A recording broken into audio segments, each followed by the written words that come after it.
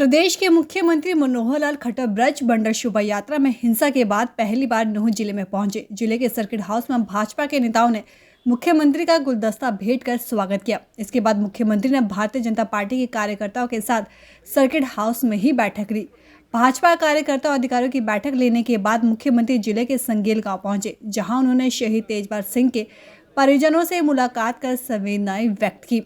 शहीद तेजपाल के परिजनों से मुलाकात के बाद मुख्यमंत्री जिला सचिवालय पहुंचे, जहां उन्होंने पीस कमेटी की बैठक ली और कमेटी में मौजूद लोगों से ब्रज मंडल शोभा यात्रा हिंसा को लेकर बातचीत की तथा दोनों समुदाय के लोगों के बीच मनमुटाव को भी दूर करने की बात की।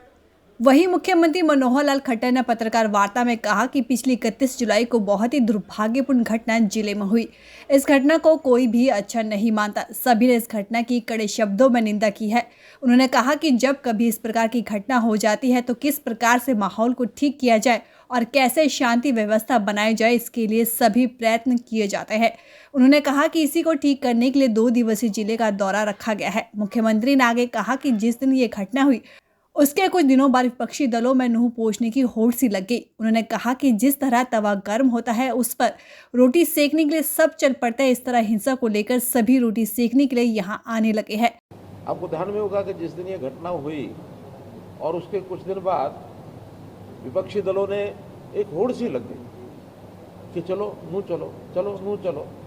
जैसे तवा गर्म होता है ना, उस पर रोटियां सेकने के लिए सब चल पड़ते हैं। और हमने उस समय उनसे भी निवेदन किया कि ये अवसर ठीक नहीं है। वहाँ के स्थानीय लोगों के ऊपर हम छोड़ते हैं, एडमिनिस्ट्रेशन के नाते से सब माहौल को ठीक करने के लिए लगे हैं। ठीक उचित समय पर ही वहाँ जाना चाहिए। फिर भी कुछ लोगों ने जिद की। हमने उनको रेस्ट हाउस तक, सर्किट हाउस तक जाने के लिए कहा कि वहाँ जानकारी लेके आ जाएं, लोगों से मिल लें। लेकिन आखिर इतनी जल्दी आने की जो होड़ लगाते हैं उसके पीछे निश्चित रूप से राजनीतिक मंशा होती है। आज मैं पूछता हूँ कि इस समय जब आना चाहिए तब कोई क्यों नहीं आता? बैठ के बातचीत करने का माहौल तो आज है। ये घटना घटी है, गलत है, दुर्भाग्यपूर्ण है, निंदनीय है। आगे माहौल को ठीक रखें, समाज में भाईचारा बना रहे, प्रेम प्यार बना रहे। आज हमने अलग अलग संगठनों के नाते भी यहाँ कुछ लोगों से बातचीत की है। एक पीस कमेटी जिसके अंदर दोनों वर्गों के लोग शामिल थे, सबने आपस में बातचीत करने के बाद और उस घटना की निंदा भी की है। आगे माहौल कैसे ठीक रखा जाए, उन सब बातों को भी विचार किया है। और मैं समझता हूँ कि ये एक घटना ऐसी हुई जो आगे ना हो कभी भी। इस प्रकार इस इलाके में एक दूसरे की भावनाओं की कदर करते हुए कैसे हम आगे बढ़ें।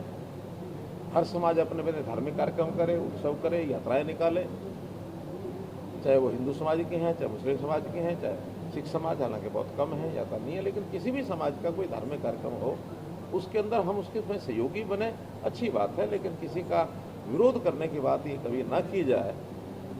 कोई यात्रा निकाले, जितनी मर्जी निकाले, बड़ी निकाले, छोटी निकाले। रमज़ान का महीना होता है, नवरात्रों के दिन होते हैं, कभी शिव यात्रा, यानी ये यात्रा निकलेगी, जैसा श्रावण की यात्रा निकालने का कार्यक्रम बना। कई मान लो मुसलमानों की कोई यात्रा निकलती है या कुछ भी है, उसमें एक दूसरे का सहयोग करने का मानस बनना चाहिए। आखिर तो हम एक हैं और एक होने के नाते इस देश के सब लोग मिलकर के चले। और मुख्य बात यह है कि राष्ट्रीय भाव, देश का भाव, देशभक्ति का भाव, ये सबके मन में आना चाहिए। धार्मिक पूजा पद्धति, इबादत, पाठ किसी प्रकार से करो, लेकिन हमारा समाज एक है, देश एक है। और ये बहुत लंबी लड़ाई के बाद हम लोगों ने इसको कायम किया है।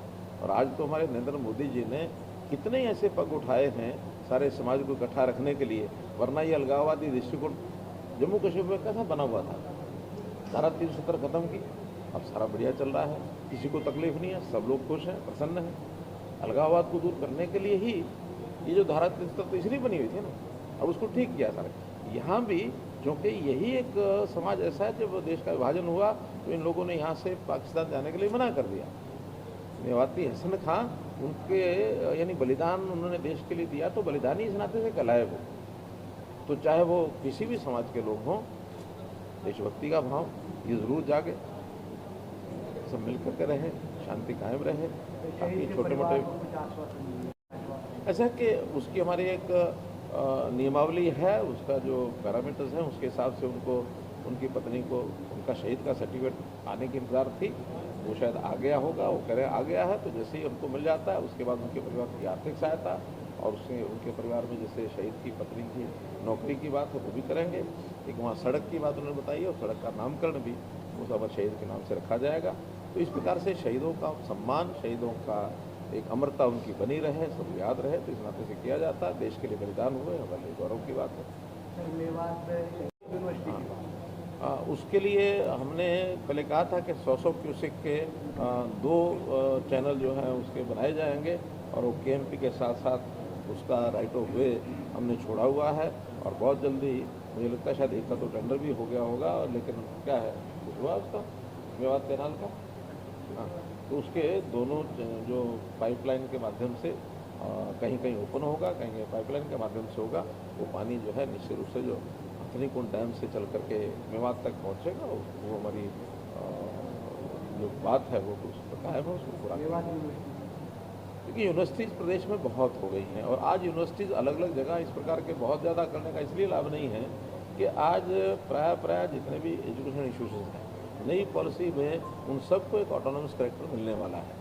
इसलिए यूनिवर्सिटीज़ का भी, क्योंकि वो रेजिडेंशियल यूनिवर्सिटीज होती हैं, उनका अपना एक सिस्टम होता है। तो गुड़गांव में भी यूनिवर्सिटीज़ हैं, आसपास भी यूनिवर्सिटीज़ हैं और यहाँ की यूनिवर्सिटीज़ की अगर लगेगा कि बहुत ज़्यादा आवश्यकता महसूस हुई तो कभी भी बनाई जा सकती है। लेकिन यहाँ मेडिकल कॉलेज है, यहाँ हमारा जो आयुर्वेद की पद्धति जो है, आयुष की पद्धति है, उसके भी कई संस्थान खुले हुए हैं। तो इस प्रकार से एजुकेशन की कमी नहीं है बहुत। प्रधानमंत्री जी से, राष्ट्रीय अध्यक्ष जी से अमूमन हम 2 महीने में, 1-1.5 महीने में, 2.5 महीने में मिलता रहता है। आपस में जब बातचीत होती है तो आखिर उसमें हम अपने प्रदेश के विषय उनके सामने रखते हैं, उनकी कोई अपेक्षा होती है तो वो रखते हैं। बस ठीक है कि अब जैसे चुनाव चल रहे हैं, उसमें आसपास पड़ोस के प्रदेशों में चुनाव हैं, उसमें हमारी ड्यूटियाँ लगी हैं। हमारे प्रदेश के भी काफ़ी लोग, हमारे विधायक वगैरह गए हुए हैं, हमारी भी ड्यूटी लगेगी। मैं मध्य प्रदेश में अब 2 दिन लगा के आया हूँ, तो राजस्थान में भी जैसे ड्यूटी लगी उसमें जाएंगे। और मुझे विश्वास है कि जो ये प्रदेश हैं, खास करके इसमें मध्य प्रदेश और राजस्थान और छत्तीसगढ़, भारतीय जनता पार्टी की सरकारें जो बननी चाहिए। धन्यवाद। देखिए, पीस कमेटी की जो मीटिंग बुलाई CM साहब ने, बहुत बहुत खुशी, लेकिन सबके लिए यही कि हमारे भाईचारा, अमन, शांति बनी रहे, सलामती रहे, वही उनका पैगाम था, वही हमारा पैगाम है। और हम ये चाहते हैं कि हिंदू, मुस्लिम, सिख, ईसाई का यहाँ भाईचारा जो सदियों का था वो आज भी है और आगे भी रहेगा। यहाँ हमारे इलाके में हिंदू मुस्लिम का झगड़ा नहीं है। अगर किसी ने झगड़ा किया है तो हमने अब भी बात कही है, फिर दोहरा रहे हैं, वो चैलेंजबाजों की चैलेंजी का झगड़ा था।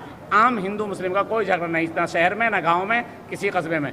उसकी अमन की बात है, अमन की कोशिश हमने पहले की है, अब भी करेंगे, आगे भी करेंगे। और हम जायज़ में हमेशा अमन के साथ में रहें, प्रशासन के साथ रहें। नाजायज़ में निर्दोषों को जो पकड़ा गया हम उसमें कभी तारीफ नहीं कर सकते। आगे हम अमन की बात करते हैं, दोषियों को सज़ा मिले, निर्दोषों को छेड़ा ना जाए, बस हम इसी। और CM साहब भी हमें आश्वासन दे गए, हमने भी आश्वासन दिया, इंशाअल्लाह इलाके में अमन रहेगा।